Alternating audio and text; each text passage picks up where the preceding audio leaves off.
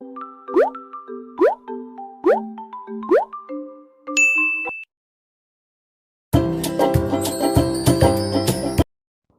semua, di video singkat kali ini Beta pengen membahas gimana sih Beta keluar dari hubungan toksis yang Beta jalani selama kurang lebih 4 tahun. Karena banyak banget yang bilang, kok bisa sih keluar dari hubungan toksis? Atau kak gimana sih caranya keluar dari hubungan toksis? Nah, ini adalah beberapa cara dan ada beberapa saran dari Beta bagaimana untuk move on dari hubungan toksis.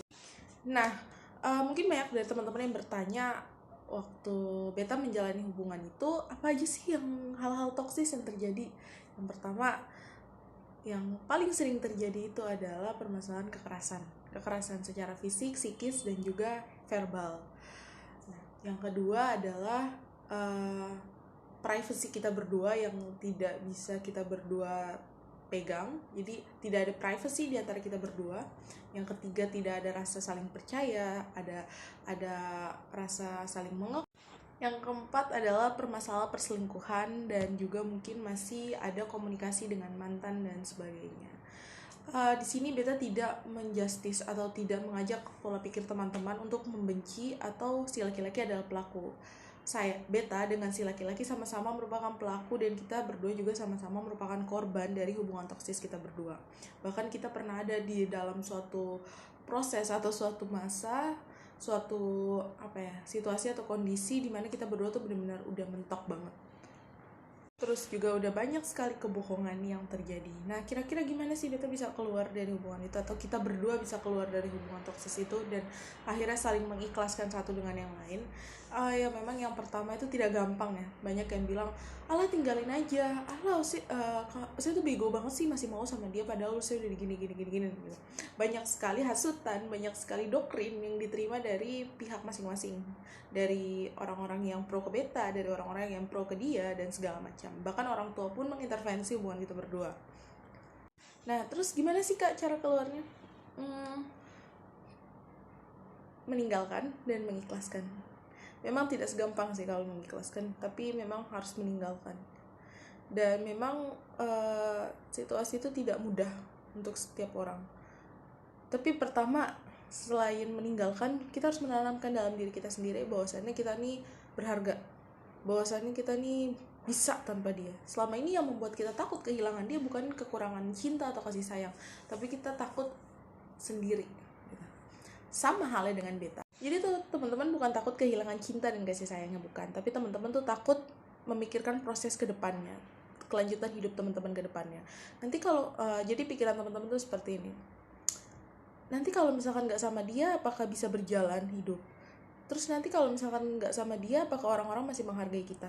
Terus apakah kalau nggak sama dia, ada yang masih mau sama kita?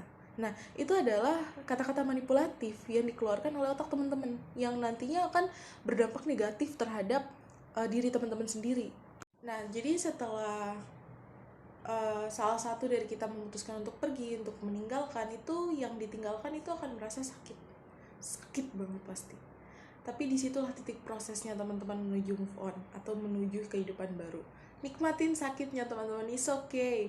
Pikiran-pikiran yang tadinya teman-teman pikirkan nanti ke depannya kayak gimana, itu semuanya sebenarnya adalah hal yang wajar, normal. Tapi ketika dijalani ternyata nggak seperti yang teman-teman pikirkan, tidak seburuk, tidak sesulit yang teman-teman pikirkan. Mulai sekarang tuh teman-teman harus menanamkan dalam diri teman-teman kalau misalkan cintai diri kita sendiri, hargai diri kita sendiri sebelum kita mencintai dan menghargai diri orang lain. Karena itu adalah life hack, bukan life hack ya, adalah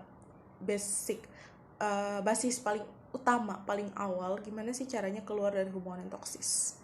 Nah, selain itu teman-teman juga harus menguatkan diri sendiri sebelum ingin dikuatkan oleh orang lain.